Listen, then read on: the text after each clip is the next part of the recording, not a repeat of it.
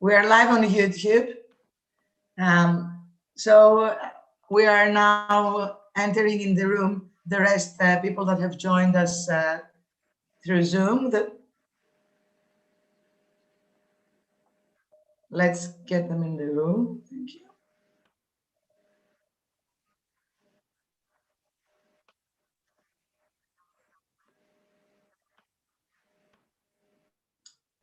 For the needs Yufa, can you share the link from the YouTube channel that we are on Facebook?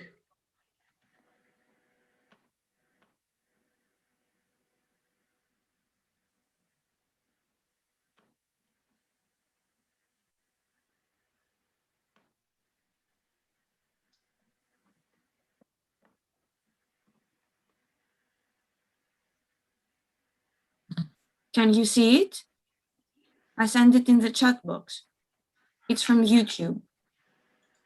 No, not to us. Okay, so everyone can share that on your own channels, but if we can share it on Facebook channel.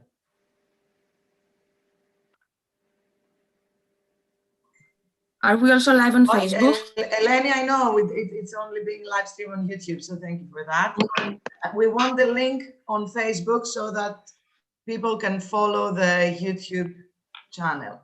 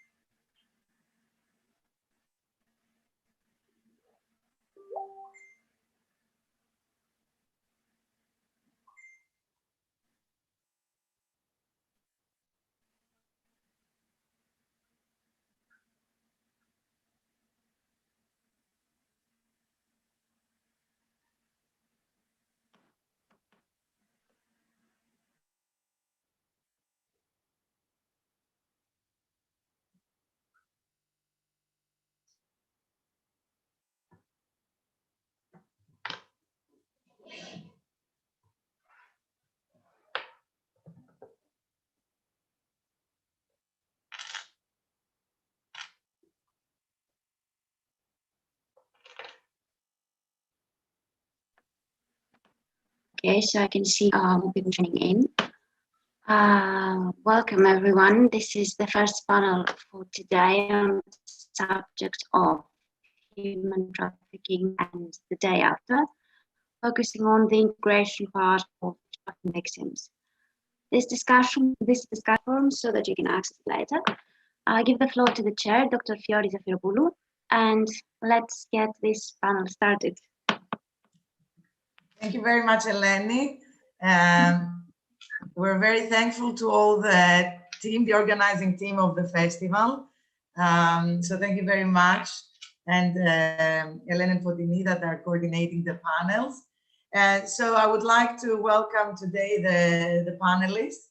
I'm replacing the chair that was to be Maria Caldani from Home Project. Unfortunately, due to a very recent sickness, she won't be able to chair this panel. So I'll try to do my best. I would like to introduce the keynote speakers. Please allow me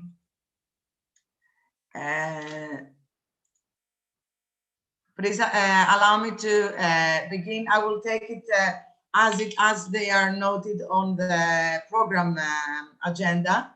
So Thomais Hadjigeorgiou, she's a legal expert from Human Rights 360 NGO. So Thomais, could you tell us very shortly some background information about human rights and yourself?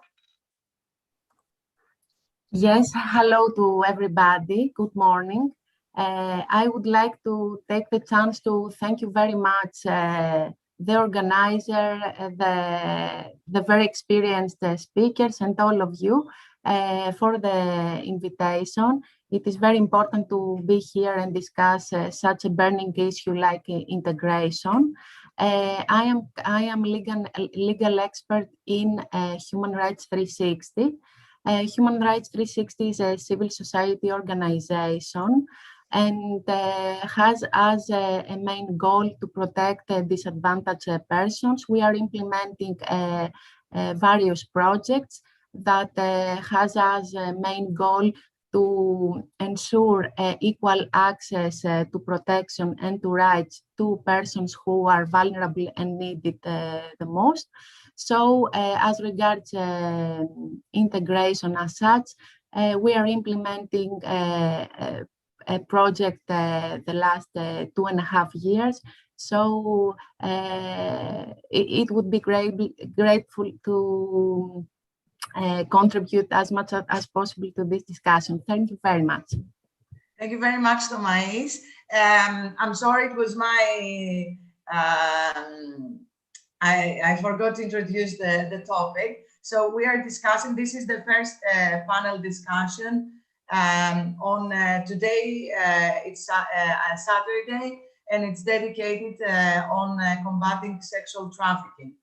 Yesterday, Friday, the day was dedicated on child trafficking, and all the panels were dedicated on how to eradicate trafficking of children.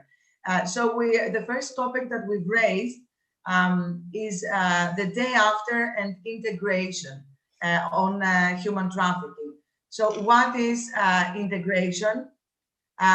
Is it only a technical issue, or are there more issues behind integration? Are people that are survivor victims considered equals to people that have never been victimized?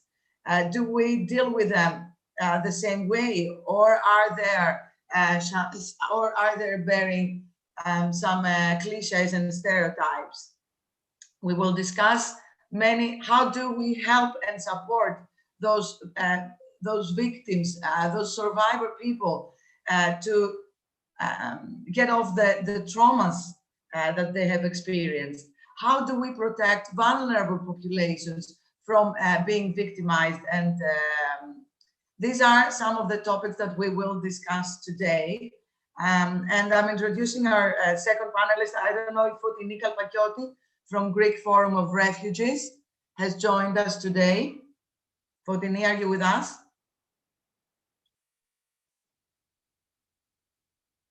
Okay, Evalena Hallmark, Director of Threads of Hope. Evalena. Well, thank you as well from me that I was able to be part of this. It's a real honor to be part of a panel with so many gifted people. Yeah, as you said in your introduction, I'm part of Threads of Hope. I'm directing it. Threads of Hope, it's a non-profit business or a civil partnership, I think you would call it. And what we do is that we employ, after training, women who have come out of prostitution, where they mainly have ended up due to human trafficking. So our focus is to create jobs and employ people as part of a way for them to be integrated back into society again. Thank you very much. It is very important to raise that and to share with everyone that the keynote speakers today are from shelter houses of survivor victims of human trafficking, and from organizations that deal with integration of vulnerable groups. So these are the people that can share with us the realities of the issue that we're discussing. Danai Yamadaku from Damaris House. Hello from me as well. Thank you for the invitation. And it's very interesting that we can connect with each other as well. Like, you give us this opportunity to get to know what everyone is doing and how we can help each other. So I work in Community House Damaris, which aims to empower survivors of sexual exploitation and human trafficking and their children to find restoration and independent continue with their independent life. And we do that through offering a safe house and also an educational therapeutic program, which is offered to even people who don't reside in the safe house, but it's structured in such a way so that at the first level offers ways to deal with the trauma that has been experienced, and the second phase offers more of employment readiness and opportunities for internship. And then at the third phase, people are usually ready to support their selves and their children by keeping their job. So we slightly fade out as the participants take their own path. Thank you very much. Passing on to the second, Theodoris Kostoulas, Program Manager from Odyssia. Hello, my name is Theodoris Kostoulas actually. I'm here representing Odyssey. We're a non-profit organization aimed to offer vocational training and employability services. And as we believe that this is a very important step towards integration, and we aim to service everyone, every single person, be it Greek or migrant or refugee or asylum seeker, that feels that that is vulnerable and that feels that they're not treated fairly in this society or in any society they may end up choosing to live. Thank you very much. Odi, Education Coordinator from Zata. Good morning, everyone. Thank you very much for having me. It's a pleasure and honor to be here as well. So I'm indeed working with Zata NGO, which is an Athenian non-governmental organization which focuses on the integration of refugees and asylum seekers through the providing of a variety of services, from language classes to a shelter for vulnerable women and their children, to professional trainings as well. And we run a social business, which indeed and also contributes to this integration into the labor market. And it is actually directly linked to the questions of human trafficking, since a lot of the people we work with and of our beneficiaries have been through human trafficking, and was just the actual going through, smugglers to kind of cross the Mediterranean, for example. So that's why we're very honored to be part of this panel today. Thank you very much. Thank you very much. And our next panelist, Vangelis Manolopoulos, Sports for Development Program Manager from Organization Earth. Good morning from me too. First of all, thank you very much for our organization's invitation. Organization Earth is a civil non-for-profit organization dedicated to promote sustainable development in urban centers, mainly in Athens. Our activities, and with regard to integration, our activities refer to non-experimental education for vulnerable populations, mainly through green education and through sport for development activities. As probably you're not familiar with the sport for development terminology, I would say that sport for development refers to the intended use of sports for enhancing soft skills in terms of personal or professional terms, as well as for enhancing social values. So our organization designs and implements projects that cover a wide range of populations with regards to empowering them personally and socially. Thanks again for the invitation. Thank you. So what is integration? What are the steps? What actions need to be taken? and are being taken by yourselves in your shelters and centers? What is the approach that you take? And I'm going to start with Evalena from Threads of Hope. Can you give us, can you tell us, how do you integrate? I mean, you're doing a great job, and you're collaborating with an NGO that is helping women get off the streets. And you're doing the second step, which is integration. So I would like to know, and I would like to share with our audience, what is the state of these women? And what are their needs? And what do we refer to when we say that we need to integrate them? Well, let me just start first with maybe explaining a little bit about my own background in this whole story. I have been working with issues relating to people who have been victims of human trafficking for many, many years, and been through a lot of different activities with the shelters, with the outreaching, with lots of different things. And one thing I did notice during all those years, and that sort of led me into the situation where I'm now, is that a question that often is raised by people who sort of have been able to leave their previous situation, that they are faced with the issue, how do I support myself now? And I think that that is a very, very vital step into being integrated in a society. How can they step away from dependency on others and become independent? By having a job. To have a job will free you from so many other things. It will help you to provide for your basic needs. It will help you to, in some way, relax from the stress of knowing I need to find an income from somewhere. And this is what Threads of Hope is working with. We are educating and employing people who have come out of this background. And I think in some way it has been such an interesting journey for myself, even to watch what happens to people who come out of the situation by just having a job. I think it, as I said before, it opens up a totally new spectrum for them to be able to deal with also other things in their lives. And therefore, just to have the opportunity to offer them a job makes a big difference. Yeah. Okay. Damaris House, the 9.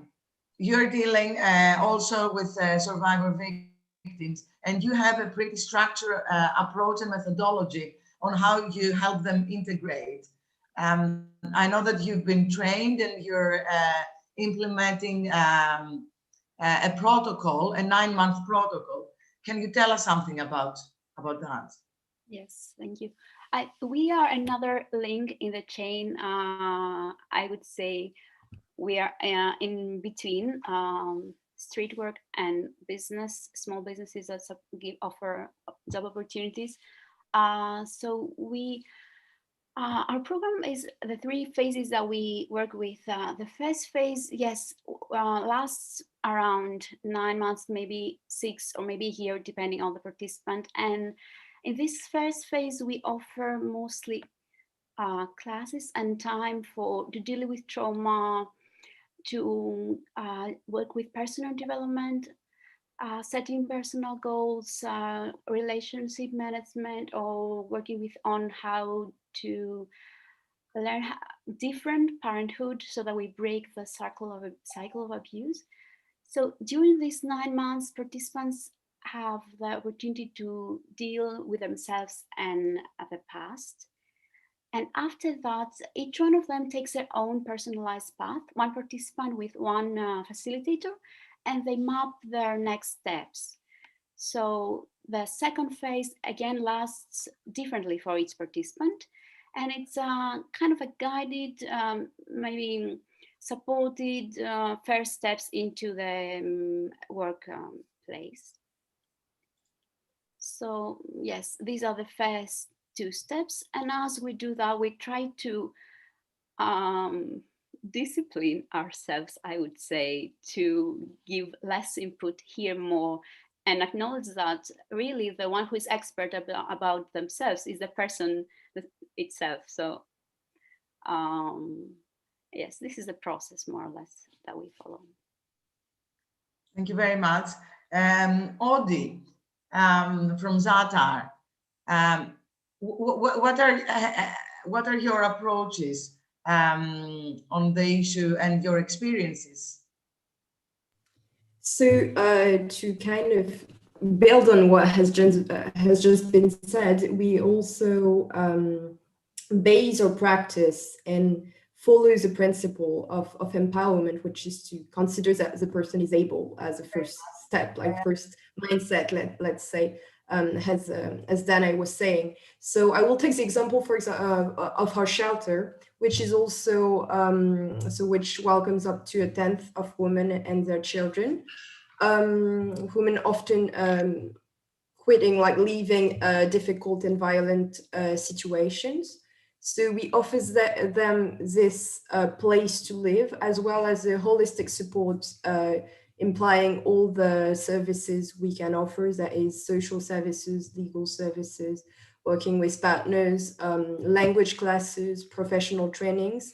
And we set, upon their moving in, we set a goal. The model, like the standard length of the stay is 6 months. And during the 6 months, which can be renewed or can be even shortened depending on the evolution of the residence path, we set different goals. So we have long-term goals to achieve, which are namely finding a job and a definitive stable place to live, that is building their self-sufficiency. And we set, to achieve this greater goal, we set some kind of under steps, which are learning the language, making a CV, being accompanied by a social worker, a lawyer, getting the papers, the right papers, starting to look for and find some jobs, sometimes in our own social business, following our trainings. And this way we kind of go step by step. We see them regularly to see where they are, which challenges they're facing. And but yeah, what we mainly do is like to consider they're able, to provide them with the means and not to do for themselves, for them, and let them do by themselves. So that's what the kind of mindset we are in. Thank you. Theodoris? Yeah. First of all, I'd like to say that since we're talking about integration, I'd like to talk about that a bit. Integration to me is not a status. It's actually a personal thing. It's a feeling. At least I view it like that. It's a feeling of belonging. It's a feeling of not being excluded. It's a feeling of entering a society and being equally treated. So the exact definition of integration is actually, for me, in the eye of the beholder. So everyone should define the word and exactly as they feel like it. So what we do is in Odyssey is we offer what we believe is a very important step towards integration. And as Evalena said, this is employment, because when someone is employed, by default, they enter a greater circle, which is a professional circle, and by having a steady income, they can start standing on their own 2 feet and building their life as they feel, as they dream it to be. So, but this is not an easy task because besides offering some vocational training or professional training, it is very important to empower people, people who are vulnerable, people who have gone through very, very tough circumstances, and maybe they're in a state where they have given up on living essentially. So it is very important to help them get acquainted with themselves again, recognize their best features, their weaknesses, their exercise their skills, and try again to get on board and search what best fits for them in order to be integrated. So having said that, Odyssey offers a combination of empowerment, training, and employability services, which for us is the best 3 steps in order for someone to start, you know, getting on board again and entering a society the way they feel they want to do it. Thank you, Doris. Vangelis? Yeah, I would agree with the rest of the speakers regarding the importance of employability or for being autonomous for integration. From our point of view, integration is a dynamic process, meaning, and it's a reciprocal process, meaning that it's not only the person that is integrating in society, but also the society that makes minor changes for integrating people. With that being said, our role in this integration process is additional to what other organizations are doing in more essential everyday needs, such as housing or job offering or building hard skills. Having in mind the Maslow's pyramid of needs, I would find ourselves in the 3rd or 4th step, meaning that we are not covering essential needs, but we facilitate the process by empowering people socially, by giving them a sense of belonging, a sense of a collective identity, shaping positive values. But all these are only additional to the covering of the essential needs that is done for these people. Okay, so I want to understand exactly, because the people that listen to us, they are not in this. They're not from. They haven't dealt with human trafficking, obviously. Some of the audience doesn't really understand what human trafficking is. So I want us to give some real examples so that people can understand what you're dealing with on a daily basis and what the survivor victims are dealing with. So I would like you to raise from your memory a case of, and give us an example of a victim that is getting to the other side of the fence, but hasn't yet. I mean, let's say that it's the first day that you meet a person that has just been rescued. Evelena, how would that work? How is this? I mean, can we understand what is this person experiencing on that first day that is meeting with you? And what do you see? Of course, it's very different from person to person. I mean, we are not dealing with just one group and they are all the same. Of course, we understand that they are all individuals with their own backgrounds, their own reasons, how come they ended up in the situation of everything. So I think there always needs to be this flexibility that we need to be open to hear their personal story, what happened to them. But I think a classic situation, and this has been something we have come across many times in our work, are people who actually, they wanted to come to Europe, often from maybe somewhere else, in order to find a better life.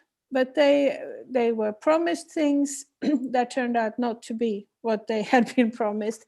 They ended up here often through quite strange ways. But when they came here, they were forced into prostitutions. That is the most common thing we come across in our work. If they come out of this situation, either if, as you say, they are rescued or they actually manage to pay their way out, because that's the case for many of them, that they have a huge debt that they have to pay off, and some of them actually manage to pay it off. But once they have come out of that, this desire to just be able to leave the old thing behind them and to start something new is so strong. Of course, it can be very different. As I said, some people are able to in some way just be able to cope with what's happening, and they are so focused, I need to build something new. I need to get a job. I need to be able to just build a foundation for my own life. Maybe some of them have children, and of course, the whole income question is huge for them. How can I support myself, but also my children and my family? So for some of them, it's that. For others, they are dealing with huge traumas based on what they have experienced. It has been maybe years of abuse and violent abuse to many of them that has totally eaten away from their own picture of who they are, from their own self-value, from their confidence, from their self-worth. Some of them are dealing with suicidal thoughts. So there is a lot, and I didn't explain maybe very well what we are doing, but apart from teaching our women how to sew, that is our thing, we also are working very closely with people who will be able to counsel them with therapists,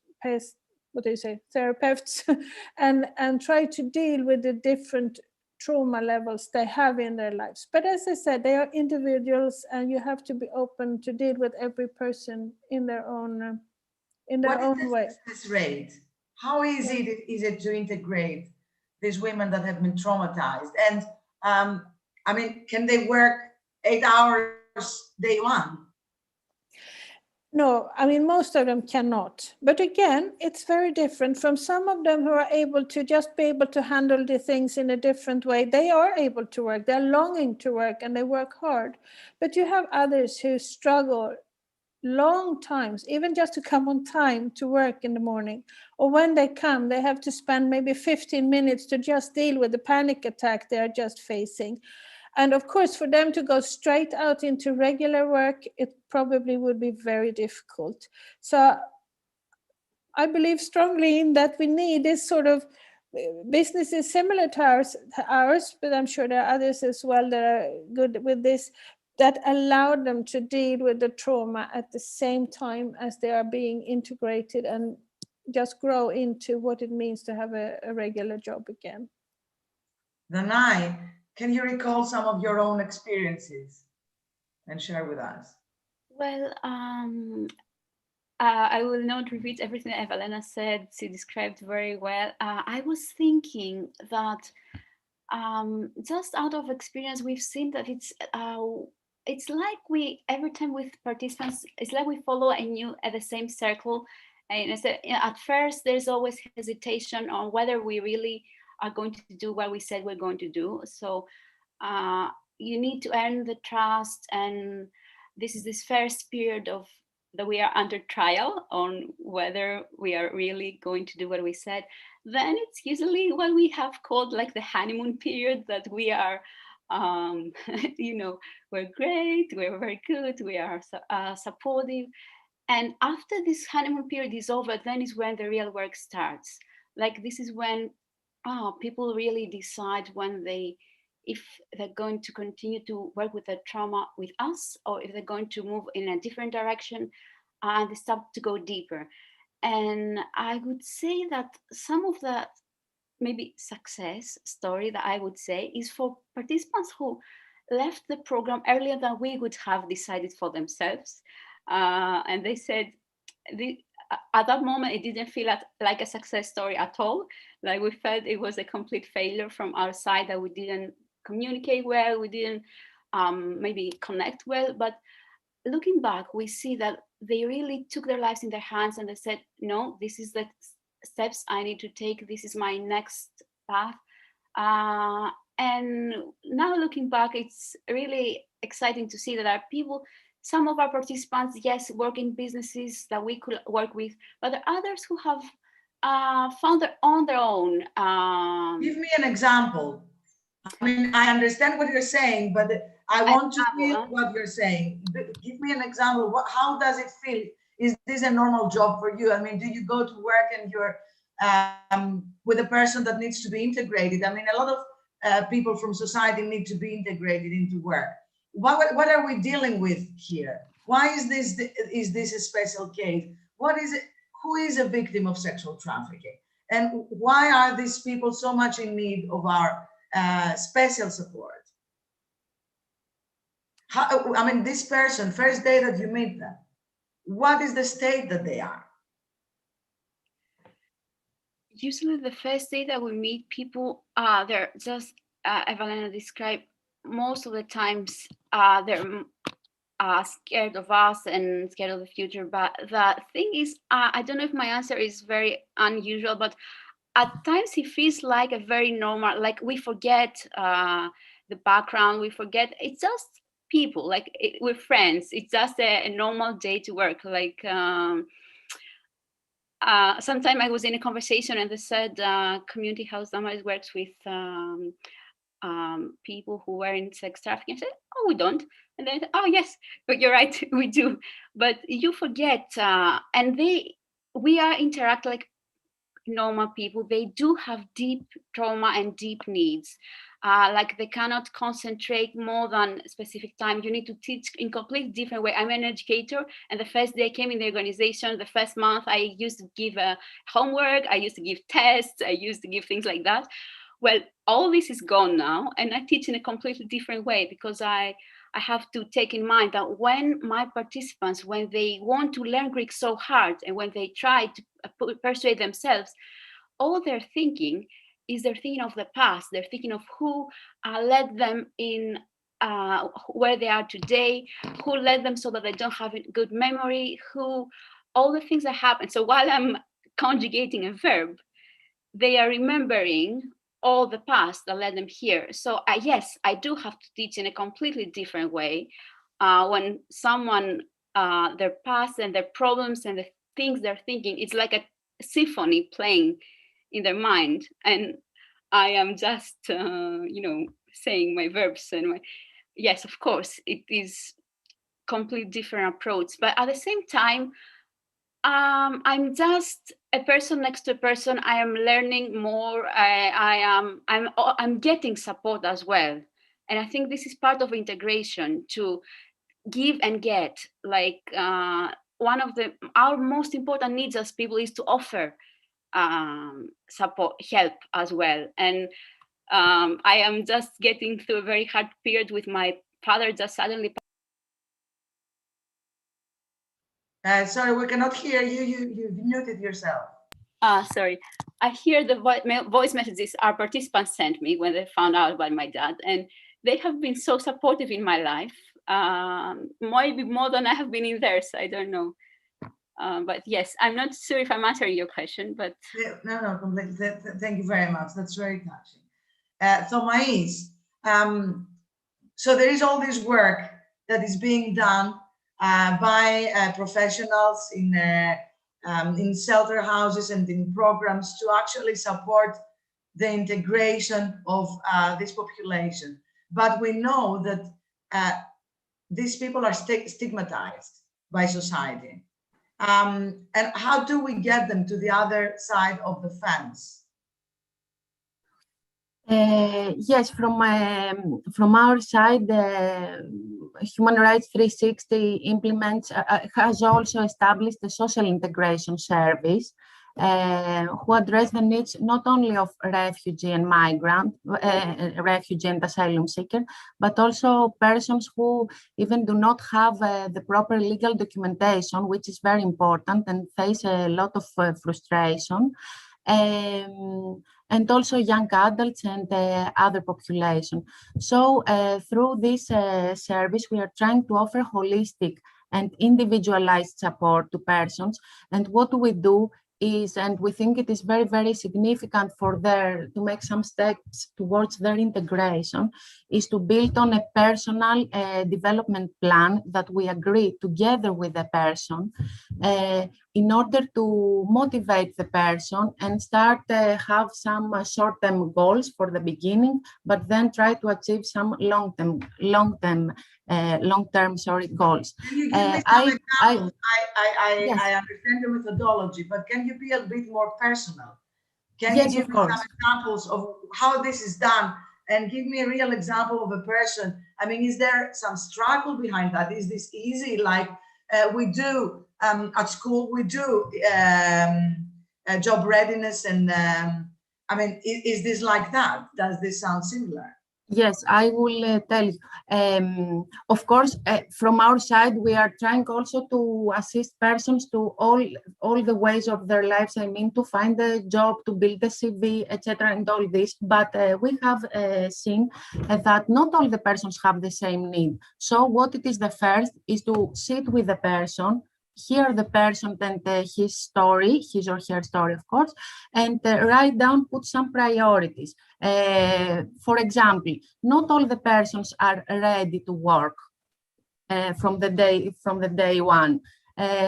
Some persons need first to have some language courses, need first to prepare themselves to be informed about what's going on with their papers, with their procedure, to find the accommodation, etc., etc. So we need to have a plan in front of us in order for the persons to know step by step. For example, I will tell you an example. When the lockdown began, we had a family, two parents with 4 minor children that were on the streets. They were begged us in order to provide them assistance. They weren't able even to apply for asylum, so they didn't have any legal documentation. They didn't have a place where to eat or to sleep in the night, so the situation was horrible. We tried to respond to that by hearing the person, see the needs, and try to do step by step some actions. Of course, we are working with many referrals to other organizations also, so the collaboration is very, very much needed on that. So I will say that, yes, step by step, we achieved to have this family fully registered by the asylum service, to take their proper legal documentation, to find a safe accommodation under a STIA project, then to receive also the cash assistance. And now the father is ready and he works. The mother, we are on the way. Of course, we managed to register all the children at school. And now also the mother tries to make some language courses and a little bit get integrated. So this is a wonderful example to show how important it is to work with a very strict plan and set goals and take steps one by one, and give the person the opportunity to achieve even a small goal and take strength in order to continue. So we have many examples, and also we're having in our service, we are receiving persons who are very vulnerable. Unfortunately, it's not that easy nowadays to provide the assistance that all the persons deserve and need it. And for example, I would say that even for asylum seekers, but also the recognized refugee and all persons, vulnerable persons, it is not easy, especially during COVID, to have access to medical care, to medicines, and so very vital. It's very important. I would like on the second round for us to discuss how COVID has affected these women and the work that you do, Audi. So these women, these people, boys and girls, they're stigmatized. how easy is it to get them to the other side of the fence? Can you give us some of your personal experience? Well, first, yeah, I would agree to everything that has been said so far. I would specifically, echo what Dana said when it comes to her unusual answer about exchanging with normal people, which I think is a key. And when it comes to defining what integration is, I think it shouldn't be, which I think it is less and less, at least for underground actors. It's less and less about a mere absorption of a strange body into a whole entity. And it's more about a mutual encounter. When it comes to individual scale, when us as workers, we meet these people, it's actually, first a human encounter, and you're not thinking, oh, what has this person been through and how horrible, and to make this great distance, you kind of easily forget, just because you're in a classroom, you're teaching, or you're in a professional interview, or just in an interview trying to understand what the needs of the person are. And I think it really starts by this, by the gaze, how you consider these people, not to define and confine them to that situation, traumatic situation which they have been through, to this complicated situation they are now regarding, their juridical status, all the challenges they have been through. I think it's really also important to humanize and to just, consider that it's also a person, and he's in a specific situation, which also has to be historically and politically situated. I think it's key. And to thus understand that in another moment, in another configuration of events, you could be at their place. And I think it also starts by this, to try to break this kind of ontological separation and distance between who receives the aid, and to try to build is it better now? So yeah, it was about breaking this distance and try to, this one-way movement, to rather think in terms of collaboration and mutual enrichment, actually. And then regarding COVID, because I think that was your question, it has been, of course, very challenging, because I think we can all agree that this period, has been very hard for anyone, but especially for people who, in these circumstances, have been through trauma and who have been forced to first be under lockdown as anyone else.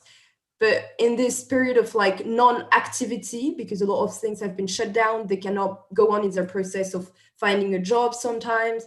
Classes have been transferred online, some don't have all the access and everything. It is a lot of time of non-inaction and of thinking and remembering and being very much very much in this process of just obsession with very bad, struggle with one's own mental health, one memories and traumatic. So it has been a lot of dealing with that regarding this specific period. And a second thing we have observed also is for people, depending on their status, the fact of being under lockdown has added a pressure on their fear of getting arrested, for example, because it's something we have witnessed a lot, is this anxiety and this double seclusion of people who are first, when they have an accommodation, they are under lockdown as anyone else.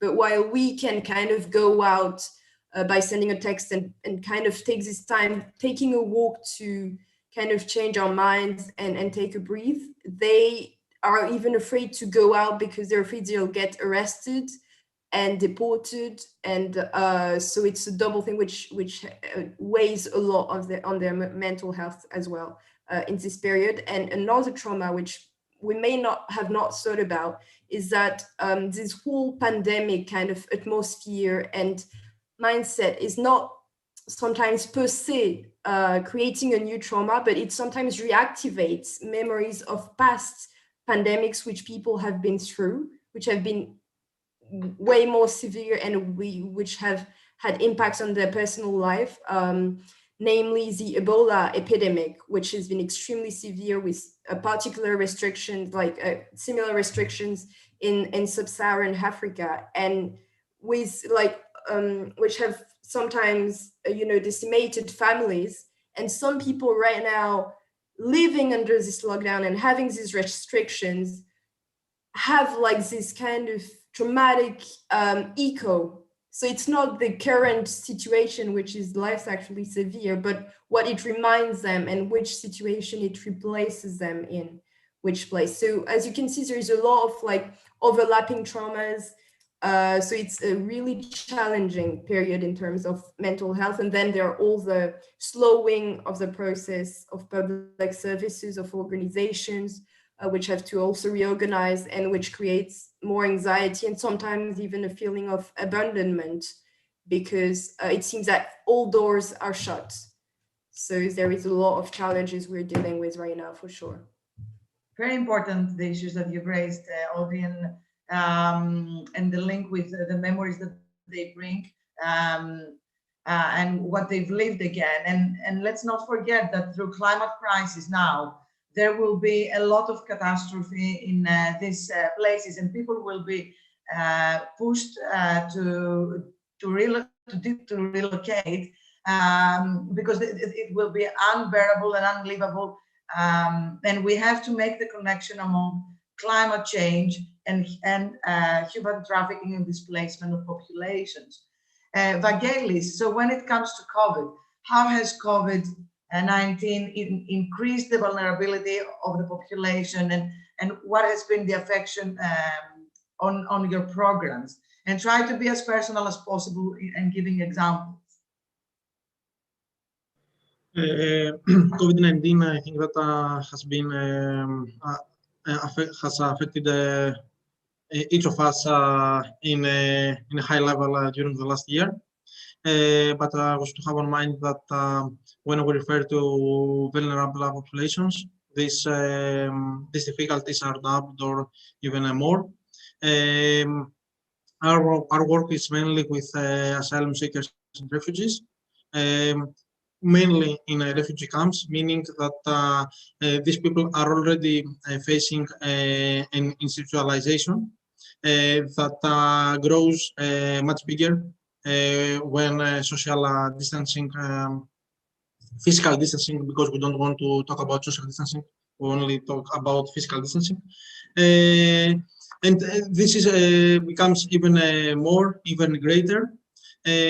From our point of view, in our activities, in our programs, we have around 400 to 500 children, men and women per year.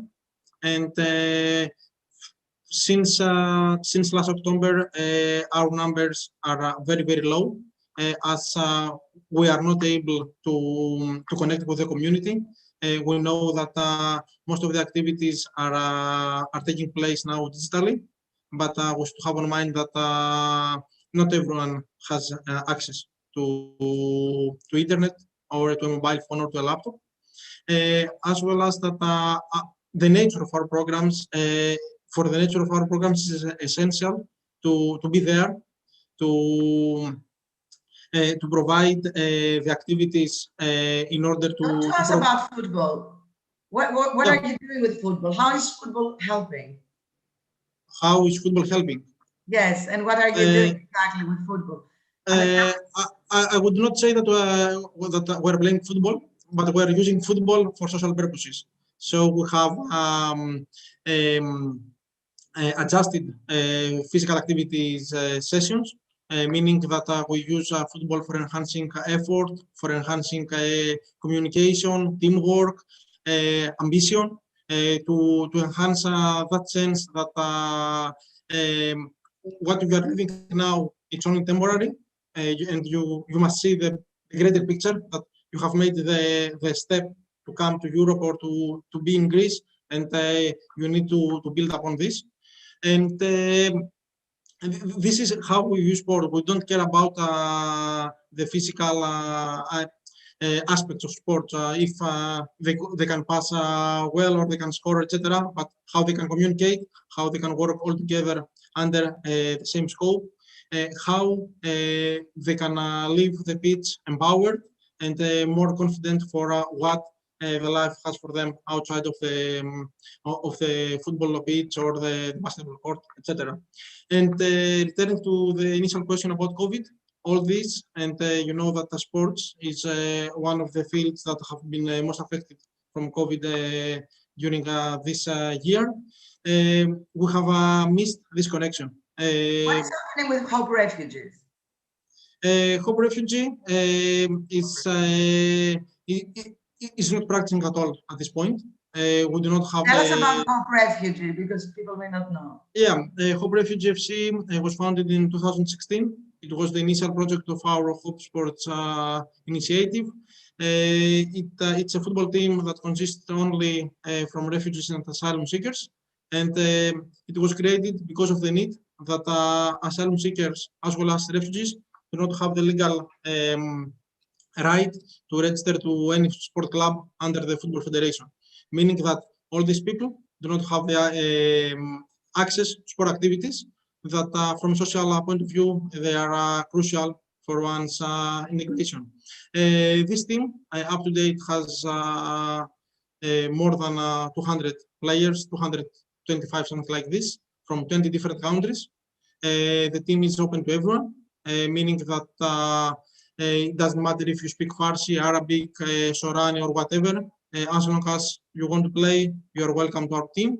We have seen a few success stories from this team.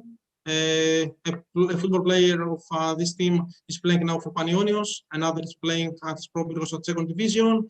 People are have other jobs, either in sport or not in sport related, abroad. But the greater success is that this team has given hope to a greater audience to show them that being a part of a team with the host community, it can happen. Unfortunately, COVID-19 has changed a lot our plans for this year, but we think that we will be able to bounce back soon. We love football. You know that I personally love football. I'm from a football family. So we love football and the work that you do. And we can't wait to see Hope Refugee play at the next festival that hopefully will happen in Technopolis. And so we will invite schools to play with Hope Refugee. Thodoris, can you tell us how COVID has affected your beneficiaries and the delivery of your programs? Yes. Well, unfortunately, many of our beneficiaries have had it very hard during the COVID period. First of all, it's the obvious effect of being exposed to a deadly virus. So many people have gone sick, many have not recovered. So this is the major effect. I felt like I should mention it. So apart from that, many people living in camps were confined within, and this has, apart from making it difficult to attend the courses or go out, this has affected their psychology a lot, their psychological status. Regarding Odyssey, we have learned a lot since the previous lockdown. So we were very, very well prepared when the second one came, and we managed to transfer many of our courses online. To accommodate that, we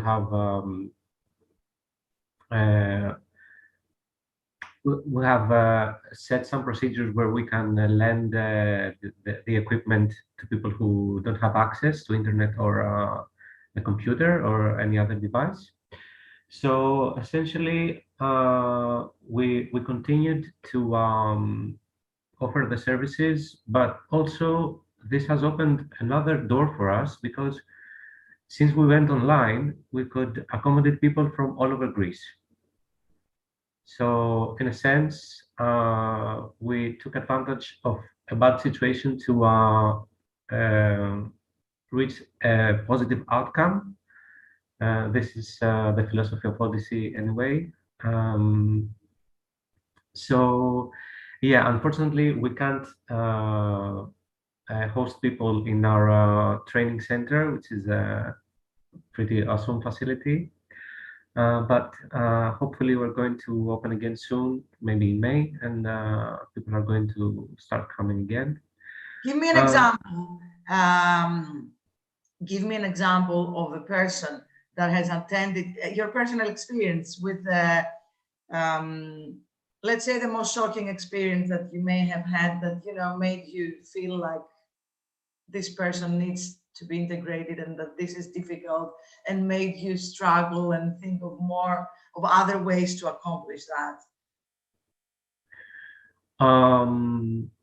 There was once there was an urgent situation. First of all, let me say that thankfully to all the colleagues that are here, and or many other colleagues that offer first response assistance, people that come to Odyssey usually have gone through a first process of psychological support and support in other means, so they feel that they're ready to move on and find a job and be integrated as they feel. So to answer your question, there was once a situation where a female beneficiary was about to be evicted from a house unless she would find a job in the next few days. So yeah, this was a pretty hectic situation, but thankfully we managed to find not a permanent solution, but a let's say a solution that would extend her her period, that the period that she would have to sort her situation. Thank you, Theodoris. Evalena, you have you've met a lot of women and that have been through this yes, through this violence. Can you share one memory that it's really in your mind, one memory of the person that you try to support to be integrated? Can you share us a story? Well, of course, just to say that the COVID has affected in some way our beneficiaries quite a lot. Not financially, maybe, because thankfully a lot of them have been able to benefit from the government program, you know, with receiving the grant or the salary from the government instead of from us. So that has been helpful. But just to see how they are suffering mentally, like some of the rest of you have been sharing, and it is a growing thing. I mean, it's worse now than it was in the beginning. And for instance, one of the people we have been working with for quite some while, I mean, there are so many layers and there are so many stories to tell, but the one I'm thinking about now, it's a woman who came into our situation for about 2 years ago. She came from a country outside of Europe, and she had a sad background. She was abused already as a child, and when she came to Greece, she wasn't very sure about how to, I mean, she was trafficked here, but she wasn't sure how she would actually apply for a visa, because the problem was that the person who trafficked her was her mother. And she didn't really want to then register as a trafficking victim, because it would sort of draw in her whole family into the situation. So she was very afraid about that, and she tried instead then to go down the refugee line, so to speak, to apply for a visa that way. Well, it has been very, very difficult to do this. And of course, then COVID hit and it prolonged all the processes and all the situations, and it made it longer, and she was more and more vulnerable. She was denied a couple of times actually to have a visa, mainly because, of course, her refugee status it wasn't that strong, the reason why she wanted to apply, and she didn't dare to take on the real reason why she needed to apply. Well, during this time, because of course then she does not have papers, she's gone through all our training and she's done a marvelous job. She's a very good seamstress. She would be a perfect employee in so many ways, but she does not have papers. So we cannot employ her properly. And this, in a way, keeps her still in her difficult situation. She does not have enough income or money to live on it, even though we have been trying to find other ways to help her during this time. But she cannot be employed and she cannot really get out of her situation. So she's stuck, which means that she's still being exploited. She's still, I mean, I know somebody sometimes said that human trafficking is people taking or exploiting vulnerability. And in some way, I think her situation is such an example of this. When you are already lying down, when you're already vulnerable, if you don't get the right support and the right means there, people will keep on using that situation and exploiting you and exploiting you and exploiting you. And I think she is one of those cases that makes me sometimes want to cry, because she also has a small child and she just needs to find ways to survive. But she's kind of stuck.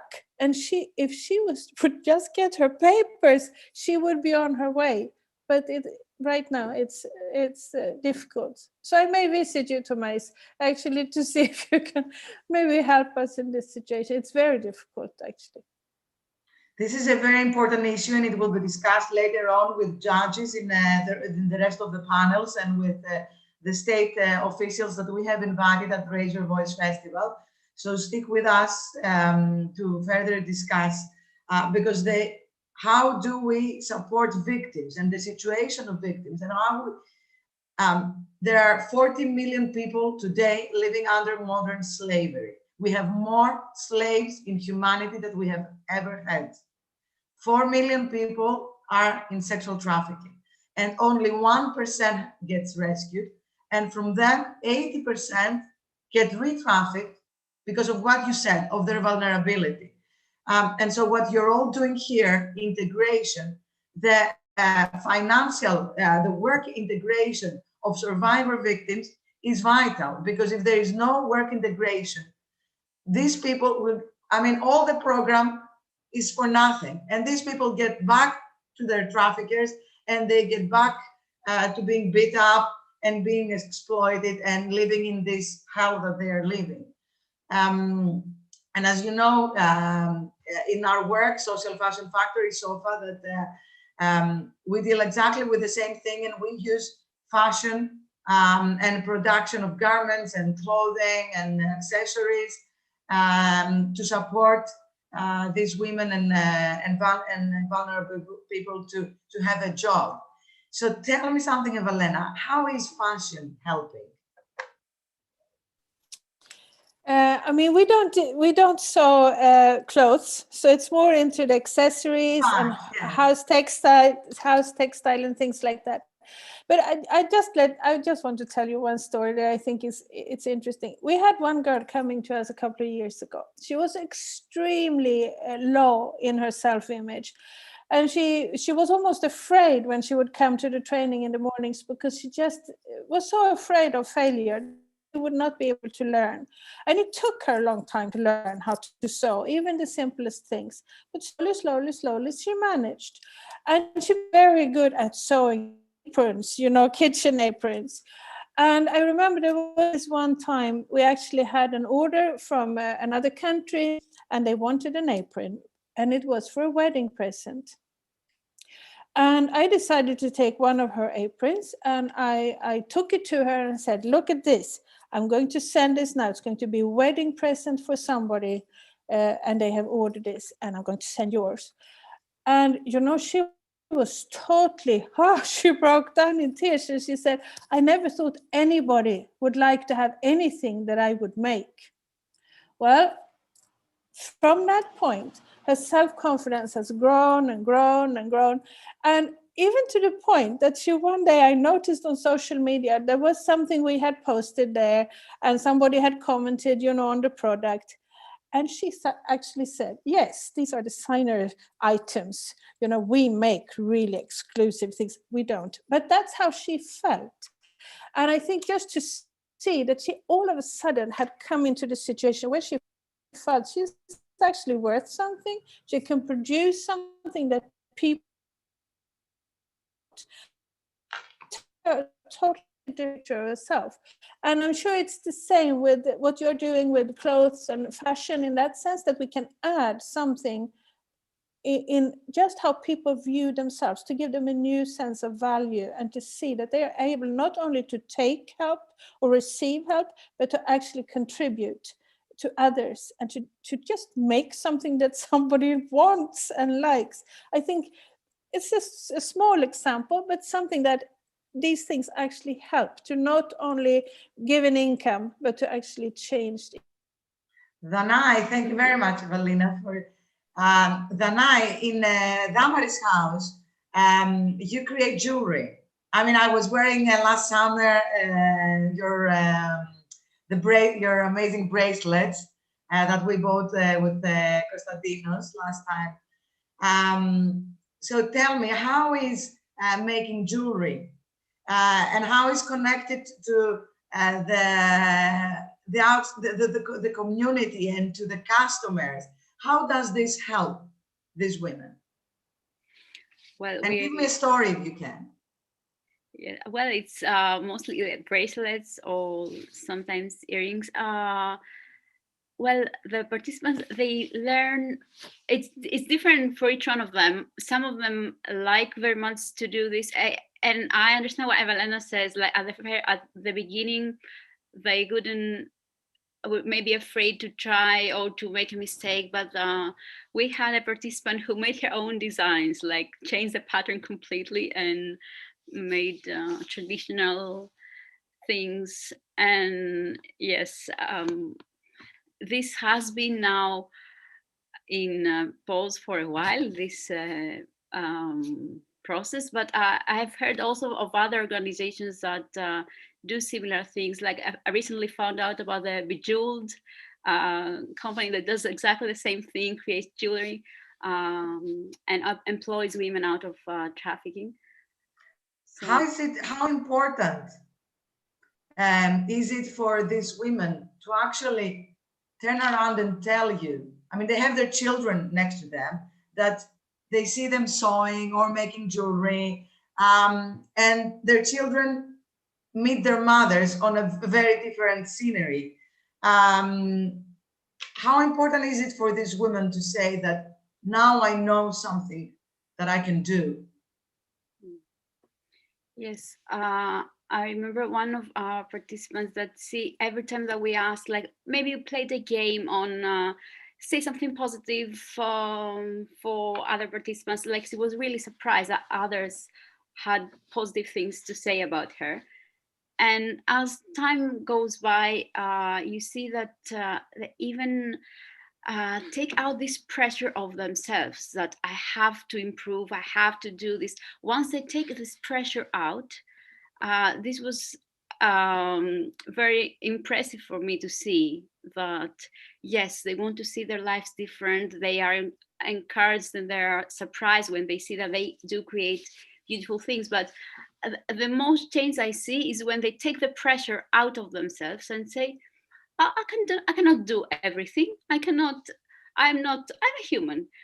And when this pressure leaves, then they flourish, and then they are ready to say, no, I will not do this, or I cannot do this thing. I will stop here. And this is a great step for me. Odi, so what is our role?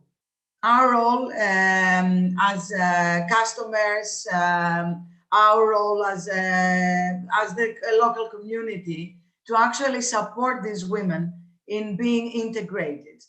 I mean, when we go to a supermarket and when we buy jewelry or clothing, and I mean, and these women are women that are survivor victims. How important, or they come and we take an interview for them for a job at the supermarket. How important is it not for them not to see them in a different way? Yeah, I think it comes down to both finding the balance between being aware of the situation which you know has had some impact, of course, and the traumas and traumatic experience they have been through, and then not defining them through this lens, and just like also acknowledging that they're humans, like, period. I mean, it's, you know, this kind of balance, and I think it implies also, and us, as you were saying, as customers, and as because it often, you know, the everything we buy, a lot of this implies at some moment of the chain human trafficking, like when it comes to electronic devices, clothes. So I think it's a global conception we have to have, like, you know, there is, I mean, we cannot be like hypocritical, just like choose where we're going to act. Like, if, you know, we do this, but we carry on buying clothes in like stores which we know and from brands which we know take part and contribute in these situations. I mean, we need also to do a self like reflection on our practices, especially because we are, I mean, I don't know if you're still doing, but you were doing a brand, and you were designing clothes, and you had this store that you were running. Yeah, for a moment we had this in part as part of our social business. We had for a moment indeed the Layali shop, which was selling clothes and jewelry as well, which were like creators who had been who had immigrated. And so yeah, it's just trying to also like support sustainable and responsible brands, like choosing where we buy, also just like questioning ourselves in terms also of like environmental impact. Do we need like that many clothes? Of course we don't. So it's a whole perspective, and I think again it comes down to also considering these people, I mean, politicizing and historicizing their situation, because these situations which are happening of migrations, of human trafficking, are also the result of some historical dynamics of current political structures, which it is so easy and comfortable for us to ignore, but which we cannot refuse to acknowledge if we actually want to have an impact. So I think it is a wide question, because it also just questions us as citizens of democracies. Thank you, Odi. So we have 8 minutes before we close this panel. Just to let everybody know that the live on YouTube will continue. The next panel will deal with, it will be in Greek. There will be Greek speakers, and it will be the psychological support for victims, survivor victims of human trafficking, and shelters.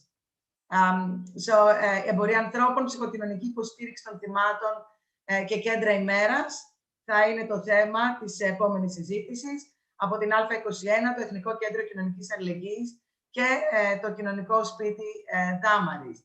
So before we close today, I would like to have just 1 minute from each one of you, just a last message that linked to integration or anything you want to share. Thomais?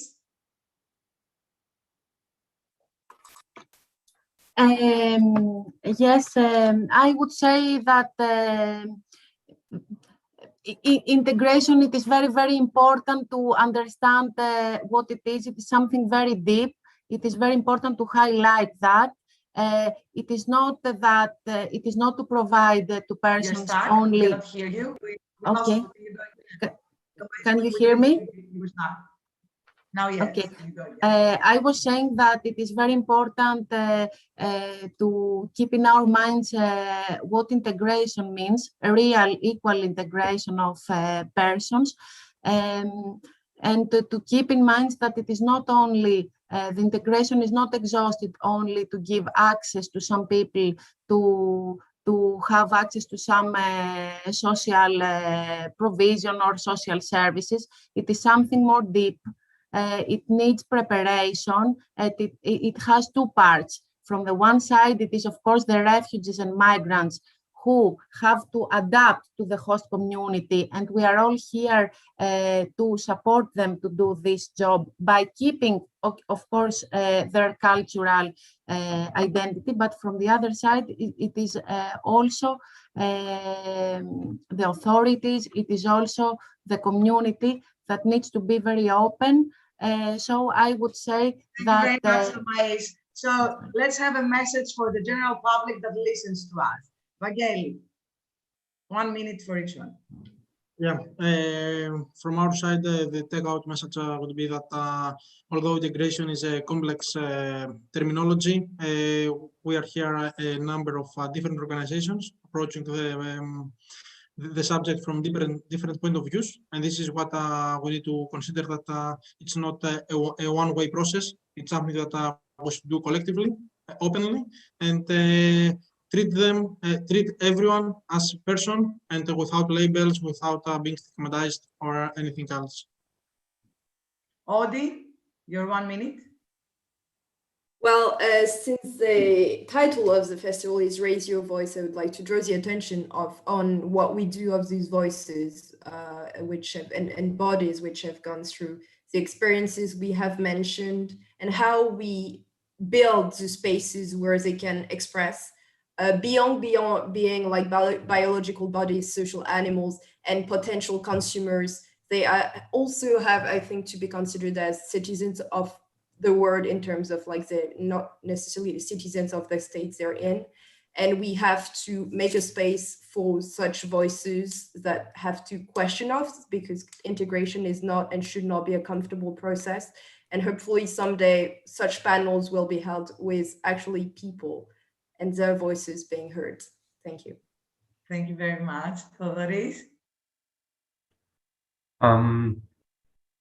Yeah, in my mind, integration is very much connected to bringing together host communities and with migrants, refugees, and asylum seekers. So in Odyssey, we take a 3-step process towards that.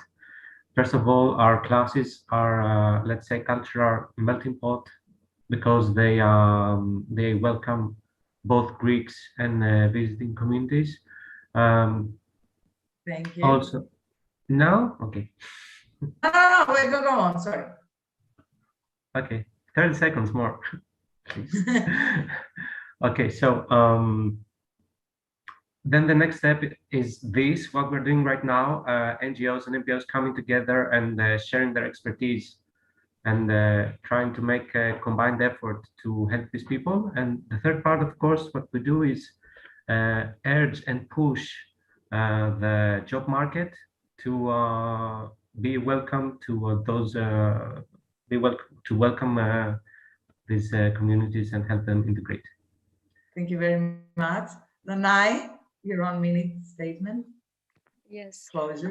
To build on the last thing Theodoris said, I think from the whole discussion, it's obvious that we need tangible opportunities for people to work, to have this transitional phase as they enter into the workforce and into being able to support themselves. And I would also like to say that for everyone that is listening to us, we don't need to be something special or have a great background or study something specific. We can just take this step. One of these organizations that was presented today, or any other, get to know them and be open to exchange, to learn, to hear, to even maybe say their own thing, do their own thing. It's okay. We took the step and we will learn from this whole process all together. Thank you very much. Evalena? Well, just as a human being is very complex, I think to be integrated into society is also a very complex process. And I think it's very clear not one organization or one person can help another person to be integrated. It takes all of us to do it. And just listening to what everyone here is contributing and offering and thinking about aspects they're all thinking about, I think it's so obvious that we need to work together in order to be able to help a person to be integrated.